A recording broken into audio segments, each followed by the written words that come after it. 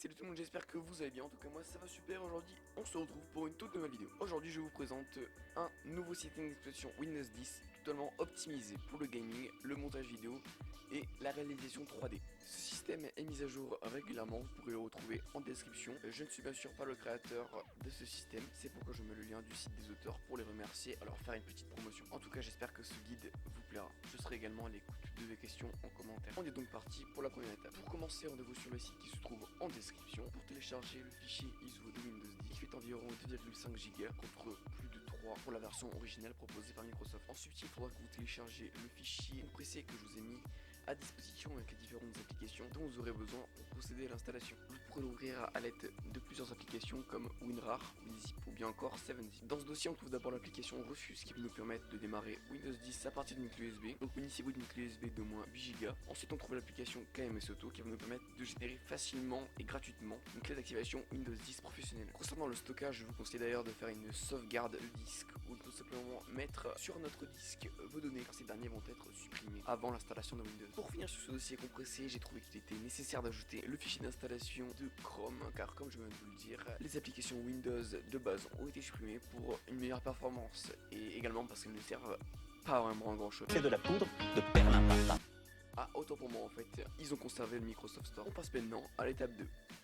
Vous devez donc avoir vos 4 fichiers, tout d'abord l'ISO Windows 10, ensuite Rufus le logiciel pour booter votre clé USB, ensuite le setup de Chrome, puis KMS Auto pour activer votre clé Windows. Bien sûr, avant de commencer cette étape, je vous le rappelle, faites attention d'avoir bien sauvegardé vos données. Donc pour cette étape, vous allez commencer par brancher votre clé USB sur un port USB. Ensuite, vous allez démarrer le logiciel Rufus. Donc pour configurer votre clé USB, pour pouvoir la booter, vous sélectionnez tout d'abord votre périphérique, votre clé USB. Le mien fait 32 Go. Mais vous avez besoin uniquement d'une clé USB de minimum 8 Go. Ensuite, pour le type de démarrage, vous sélectionnez image disque ou ISO.